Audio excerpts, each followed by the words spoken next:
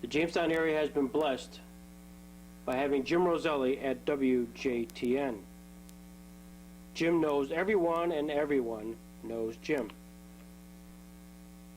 Cy Goldman hired him in 1953 as a sportscaster. However, Jim is best known for his interviews. Many listeners, when thinking of Jim's career, first think of his long relationship with Chautauqua Institution, including the following interview.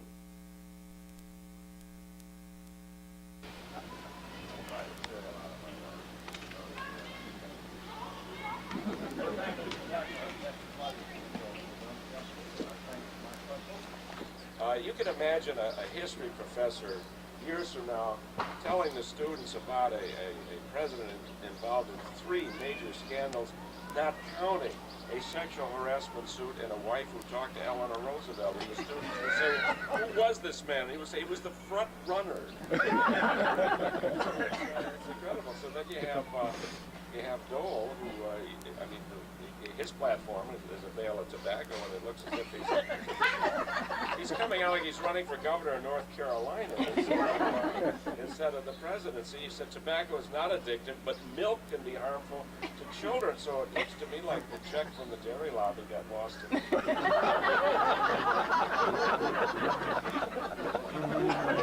What about the primary campaign to win the Republican nomination? Yeah, it's always more fun in the primaries. You get about a dozen more people. You got Phil Graham, and there were a lot of questions about Phil Graham, and a boy from Texas who flunked out of the 3rd, 7th, and 9th grade, which led directly to a PhD from Texas A&M.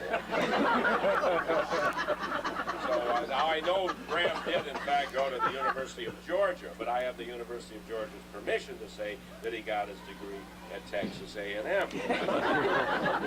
And then there was Steve Forbes, who spent $30 million. Now, imagine Steve Forbes' children watching their inheritance go down the tubes of dad's ego gratification. And of course, Pat Buchanan, they said, well, would Buchanan have named a woman running mate, or do you think Marge Schott is too confident?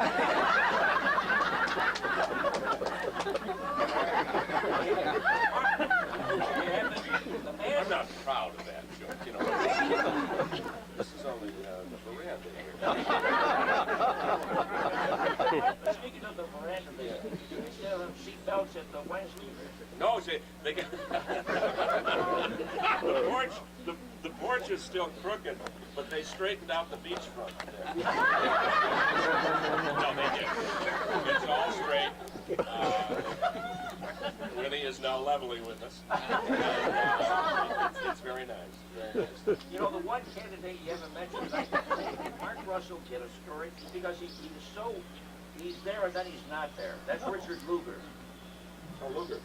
Well, I like Lugar. Lugar seemed to me to have it just about right, but he was too mild for a person whose last name sounds like a German. And the trouble with Lugar, the conventional wisdom on Lugar was that he's a good man, he's a kind man, he's a decent man. But this year, these are the negatives. You haven't mentioned the Whitewater hearing at Alphonse Devine. Well, your junior senator plays a major role in tomorrow night's show.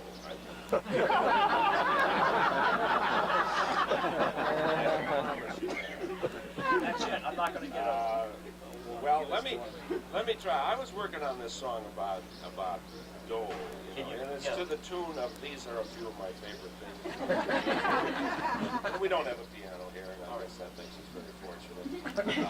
But this is about Dole. How much time do you got? Go ahead, This show runs 11 minutes. So, all right, singing the songs of tobacco's loud chorus. He probably has 2 sons named Philip and lackluster speeches so lacking in sing. These are a few of Bob's favorite things. Wooden appearances causing misgivings, making Al Gore look just like Richard Simmons. A puppet named Alphonse who dangles from strings.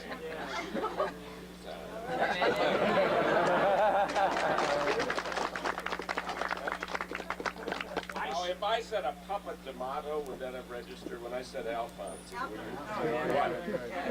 Which is better? D'Amato, and then it would be more clear. Yeah. That's the only way you find out, you know. This is not an exact science. Political humor. How about Al Franken, the man who wrote that Rush Limbaugh is a stupid jerk? Big fat idiot. It's the Newt Gingrich is the stupid jerk.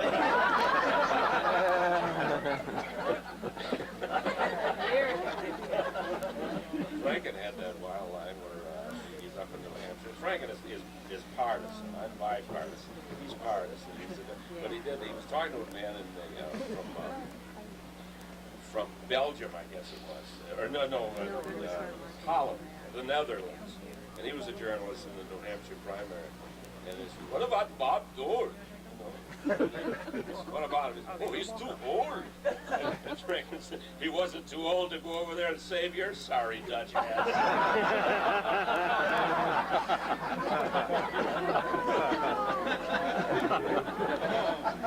Mark Russell will be in the amphitheater tomorrow night at 8:15. Down through the years, Mark, if you were to pick out a personality who gave you more ammunition than anybody else, who would it be? Millard Fillmore. And I was talking to him the other night. He asked about me. I tell you, when people fade from the limelight, I forget about them, and so I'm always thinking in the present. And we haven't left anybody out here today. Equal representation, both sides of the aisle. That's why I'm not a Democrat or Republican. And you've got all of these. You've got Newt. My goodness, for a while there, it was just a whole Newt show, and where he would say things like, you could quote him directly. You see, women should not be in combat, he said, because, quote, they get an infection in the trenches, whereas men like to roll around in the mud like little piglets. Well, he said that, and I said, I'm back in business. You haven't even brought up Ross Perot. No, somebody suggested a ticket of Colin Powell and Ross Perot was about the dumbest thing I've heard of. You don't balance a ticket with a general and an emperor. Not very well, Bill. I took a survey here last time. Very well, he's very big with this stuff. I remember the survey you took here the last time. You said the average age was? No, I said the Athenaeum was God's waiting room.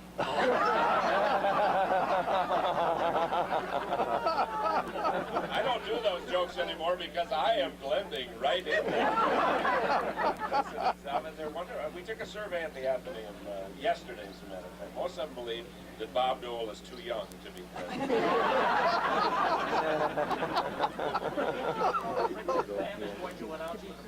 Yes, he is. Richard Lamb he's been here. Yeah. He was the one when he was governor of Colorado. He says it's your duty to die. He's to die, and either that or move to Kansas and save us the paper. What about what issues should Dole run on? What issues will he win on if he gets run for president? World War II. I think he's safe there.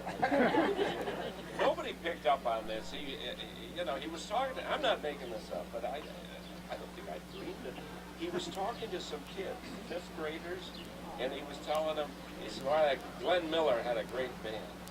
5th graders. And I thought, for equal time, Clinton's got to go to a senior center and tell them about Fleetwood Mac. Jim Roselle thinks Fleetwood Mac is a Cadillac.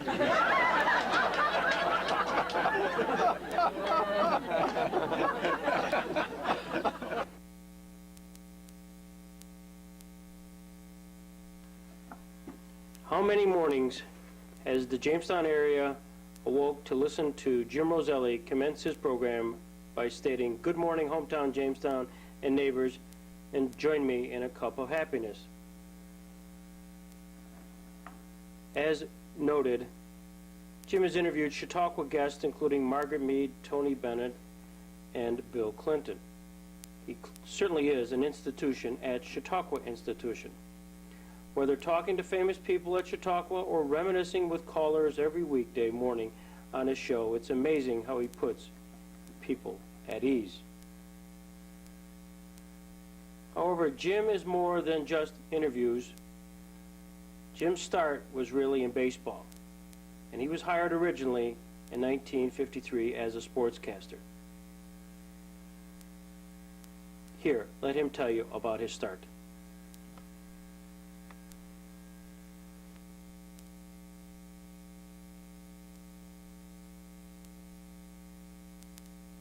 Jim Roselle. Jim Roselle, perhaps the foremost radio announcer in Jamestown, New York history.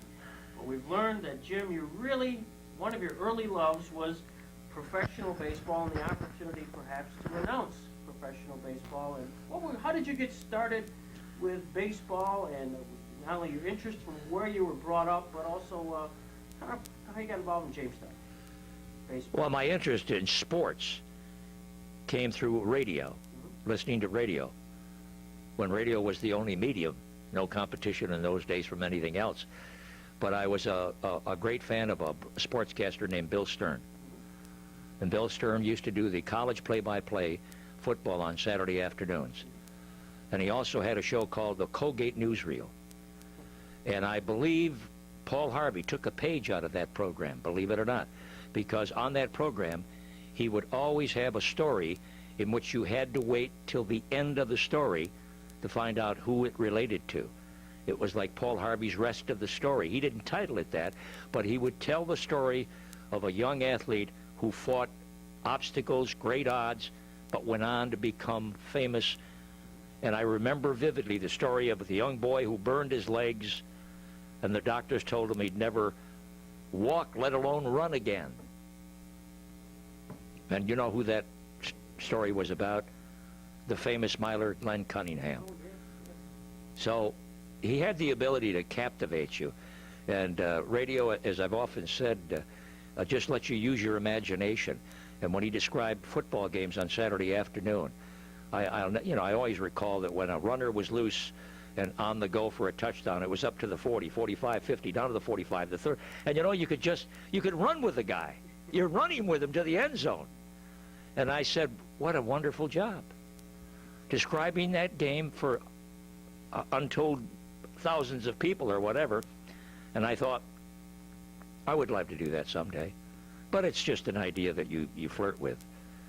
And but it was that desire that got me to change my mind in the 11th grade in school when I was really going for a commercial course, because it was recommended by teachers that little James ought to sit behind a desk and work on books and take care of payrolls and so forth.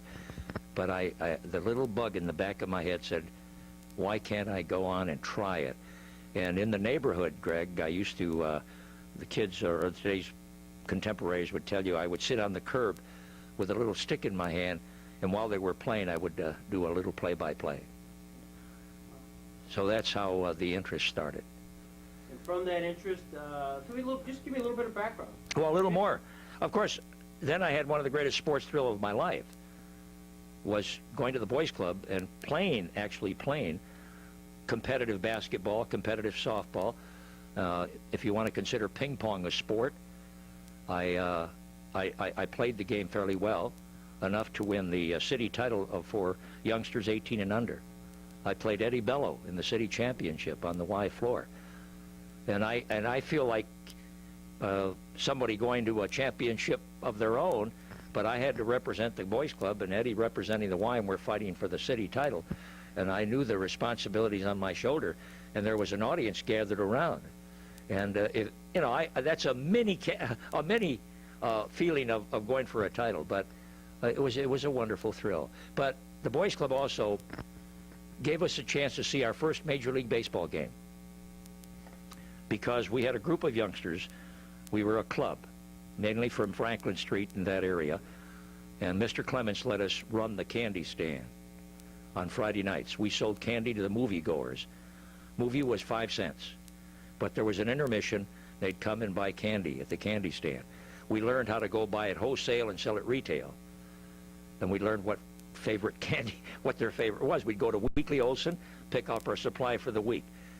After weeks of doing this, I don't know how long we did it, Mr. Clemens finally said, you boys have over $100 or so much money as a profit from your candy stand. What do you want to do with it?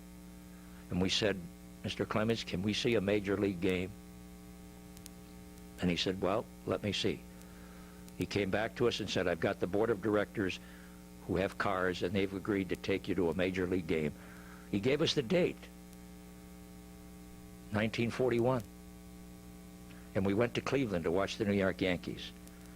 And we're not thinking of where, you're not thinking that far ahead. But all we thought of, we're going to go see the Yankees play the Cleveland Indians. Well, as that game got closer, Joe DiMaggio's on his hitting streak. And now we're watching it every day, and he's on his hitting streak. He's up to 40, 41, 42, and it keeps going. And we're going to the game after he has 56 straight games. And we saw the game where he was stopped. Can you imagine that being your first major league game?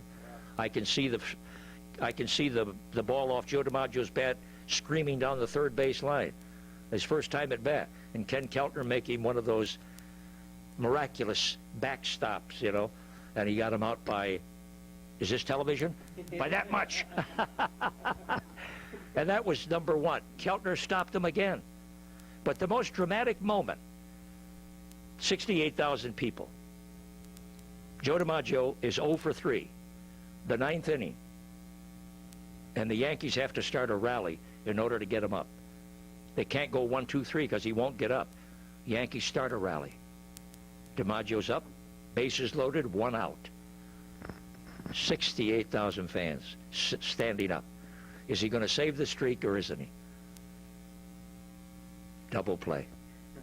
Boudreaux to Mack to Grimes. So that's the story of the first major league game. But watching, and that record stands today, and it's a record I believe will stand forever, in the sense that no player with platoon baseball today, as you play it, I think it will stand. And the interesting thing about that record, Joe DiMaggio never tried to save his hitting streak through a sneaky bunt. He batted away, whatever was the case. He took his swings. And I never did think that Pete Rose was keeping the record going in a proper manner, as you might say, because I think a few times, if I recall, he had the bunt single. So something you'll never forget. How'd you get into radio? I had an opportunity to. Well, I first of all went to St. Lawrence University, particularly because I heard of their radio department, and Mr. Winslow, my guidance counselor, got me an opportunity to go to college. And here's where the importance of a teacher comes in, Greg. You're putting me up and you're making me naked with this thing. You know that, don't you? But because of him, the admissions director substituted, I think what I've said to many, he substituted desire and motivation for courses I didn't have. And he agreed to let me be a student if I would take 1 more year of geometry, which I did in summer school.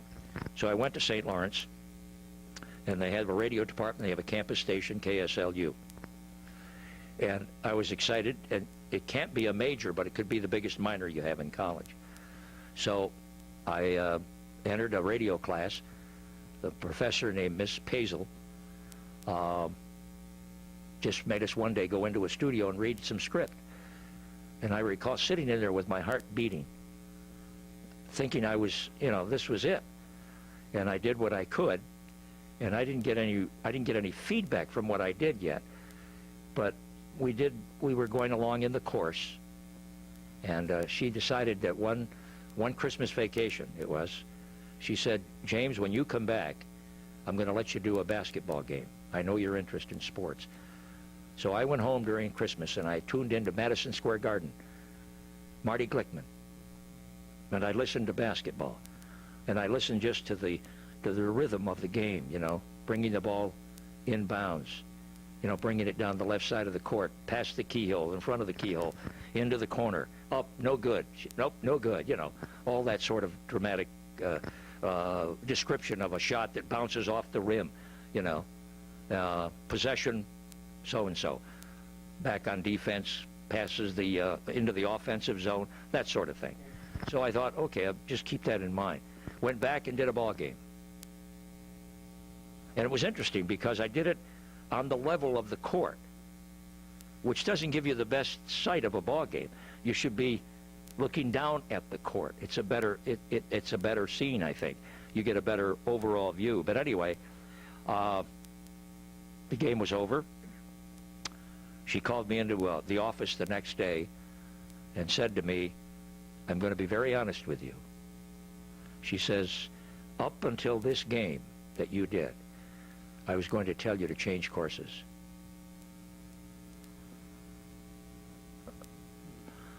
Boy, did I ever feel low. But she said this game brought out something I hadn't seen in you before, and that's your sense of excitement, your sense of the joy of the game. You did a good game, but you were too quick, too fast, too excited. She said, calm down. You're going to do the games from now on. But she says, make your pace a little. You've got to remember the fan is listening, and he's got to understand it better. You're too exuberant, in other words. And I could understand that. I really was exuberant. But she was willing to work with me and refine it.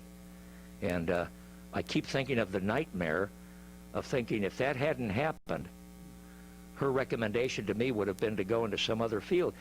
And I think how just one moment, one particular time, your life can completely change. Your next question, please. Okay, from there, all right, how'd you get back to Jamestown? Came back after graduation, had audition tapes out to 5 stations. I had them out to Bangor, Maine. I had a station in Virginia. I had Paducah, Kentucky. The reason I sent one, when I saw the ad, I thought, if I'm going to do basketball, what better state can I go to than Kentucky? The powerhouse of the nation at the time, Adolph Rupp and his fabulous teams and championships. And I thought, if I can get to Paducah, and it was high school, but yet if you're there, you figure you're close to the scene. Well, I had a tape out to Amsterdam, New York, and I had another one out to Georgia. So I waited for a response. I got one from Paducah, and I got one from Amsterdam. And I thought, gee, Paducah, in a sense, I sort of second-guessed myself. Amsterdam was going to give me the sports director's job. And that sounded more enticing to me than just an announcer's job who would do basketball.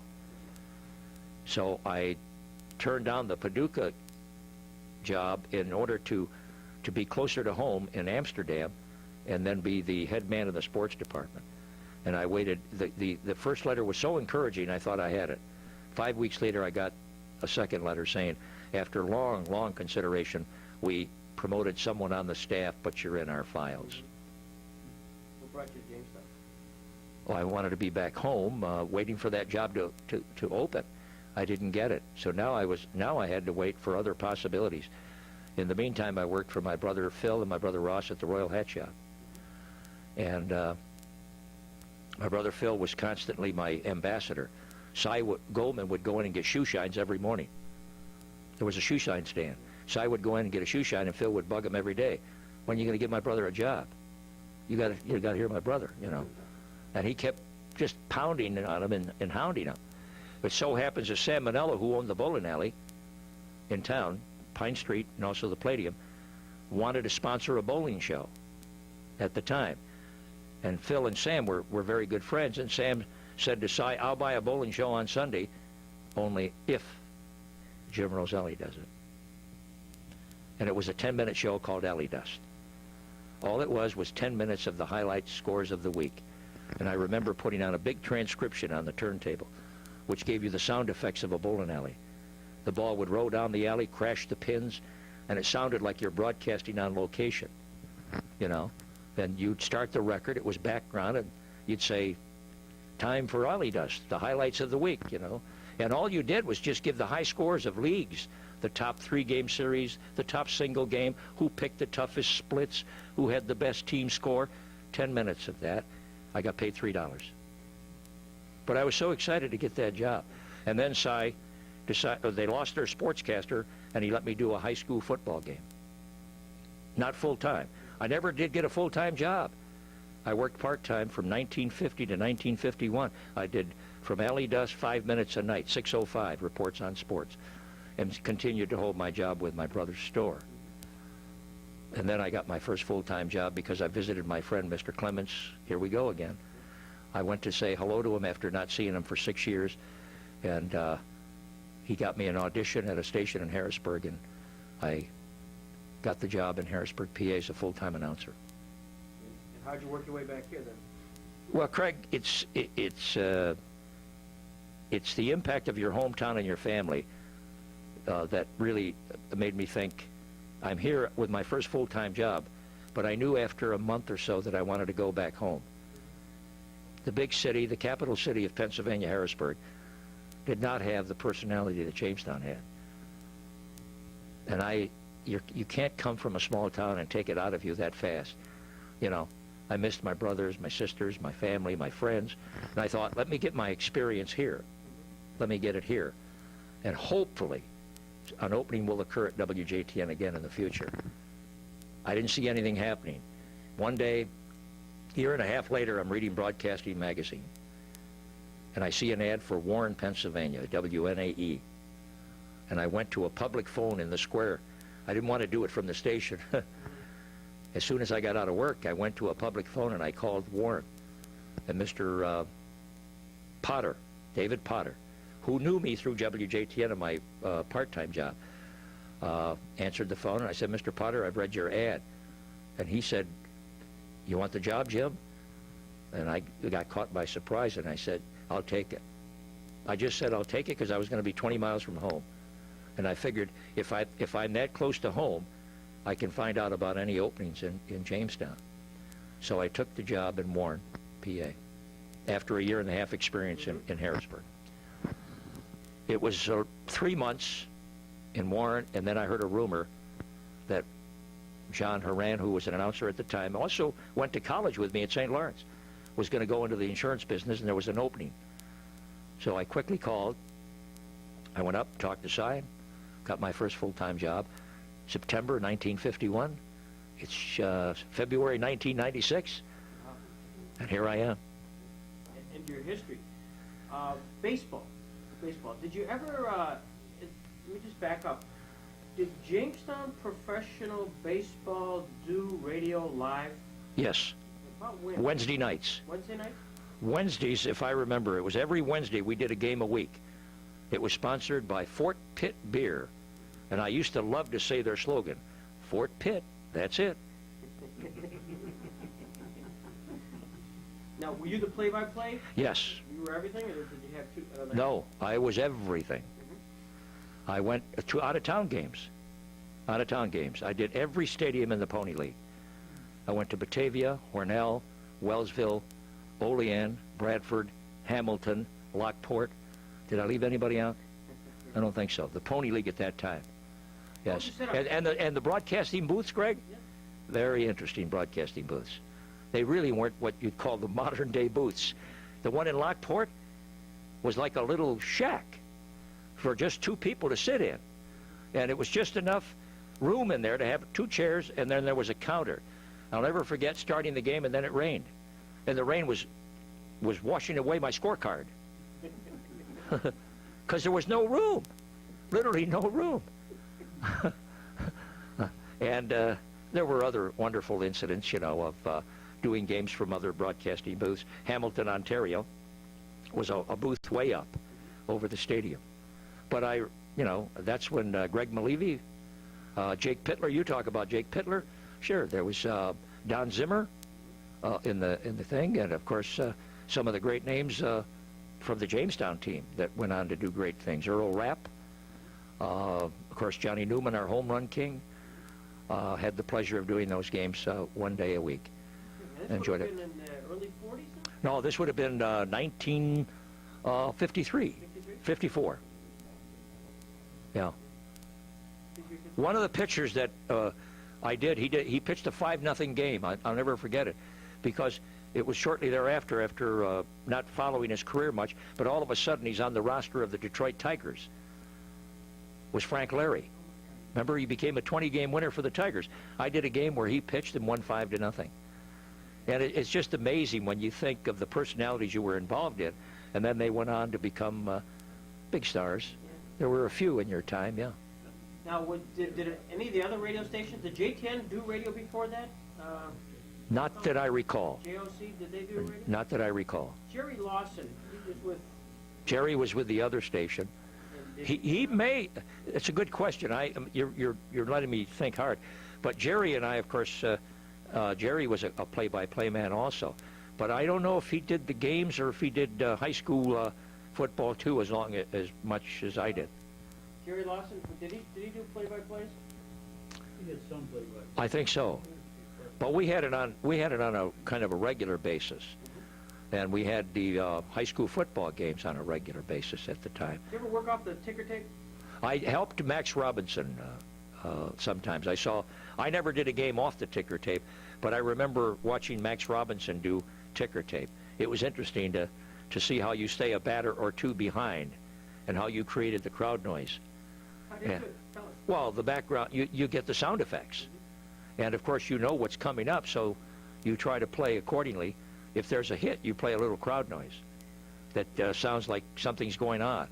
But I think you stayed at least a batter or two behind so that you could anticipate the excitement coming up. But that was, when you look at the pioneer days of those kind of broadcasts, it's interesting. Of course, GR had a fellow named Roger Baker, if I remember correctly, who did it, and Max came from the Buffalo area. But again, what has changed in the last few years?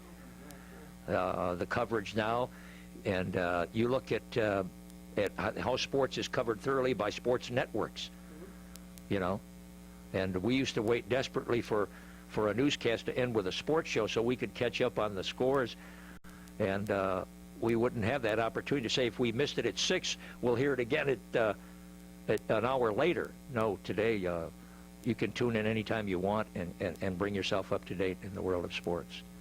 Now, when did you kind of move away from doing sports into the vast array of broadcasting that you've done in that? The experience I had in Harrisburg was what set the stage, because down there I got acquainted with running a show. They gave me a record show. And that's why I got acquainted with spinning records and ad-libbing between them. And that's where I also had an opportunity, by the way, while in Harrisburg, one of my first big stars that I interviewed from pro football was Chuck Bednarik, the big Hall of Famer from the Philadelphia Eagles. I also interviewed Robin Roberts, the pitcher for the Philadelphia Phillies, came to Harrisburg. I had a chance to interview him. I also interviewed Homer and Jethro, the country singers at the time. So being there gave me that first opportunity to be on mic with some of the stars. And so the combination of playing music and then having a guest occasionally got me into the rhythm of playing music, talking, interviewing, and it was a good fundamental course in using the microphone and trying to make a show interesting. You've done a marvelous job for my golly. Just think how many... Well, You're an institution here, Jim. You well, really... Craig, you're very kind, and I'm happy to share this with you, but I still take the attitude of going to work thinking it's the first day, and I'll do what I can with it and make it exciting. Again, just the opportunity I had here while you're filming this to sit with a former great pitcher, a Cy Young Award winner, to interview a welterweight and middleweight champion of the world. Radio is the most immediate medium and the most exciting in the sense that I tell children today it's the most exciting. I hope they have the opportunity to use their imagination like we did, because it does create pictures for you. It makes you have your own world. You create your own world with what you hear. Theater of the mind. That's it. The playground of the mind, too. Well, the most amazing thing to me, and for your benefit, is how you should know how much this guy researches before he does interviews. I mean, when you know you're going to interview somebody a day or two at Chautauqua, Sure. I mean, you'll see Jim up at the library reading. You read about Basilio. You see the Bronx Zoo. That's just not stuff he pulled off the, you really work at what you do. You don't slack off. You don't just live on your reputation and then wing it. I mean, it's remarkable that all the research that you do here. How would you like to be my agent? With those kind words, Greg. No, and I mean that. I mean, I'm winging it. I'm Yeah. winging it here, and I when I interview these baseball things, I tend to wing it, and that's nowhere near as beneficial as being able to Oh. ask Carmen Basilio specifically about something, because that really triggers the mind. Well, Then you get it going. yeah, when you do it, Greg, I'll end by saying, you want to bring out the personality of the person. You can deal with facts and you can deal with things, but you want an audience to enjoy who is this man, and how does he feel in other situations, whatever his relationships with other players or with this, all of these things. You want to bring out the entire personality. And I think today was an example to me, and I think Russ would agree with this, and that's my friend Russ Dietrich, co-host of The Times of Your Life. Yeah, but the fact that these two men really brought out the very personal side of their lives. And you say to yourself, you had the opportunity to do it and to let an audience enjoy it. So, Greg, thank you very much. Thank you. Thanks, Jim, for all the memories. And in the weeks to follow, we will have that interview between Jim Roselle and welterweight and middleweight champion of the world, Carmen Basilio,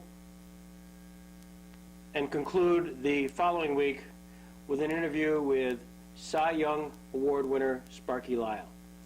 These interviews occurred in 1996 as of the result of the Chautauqua Sports Hall of Fame evening.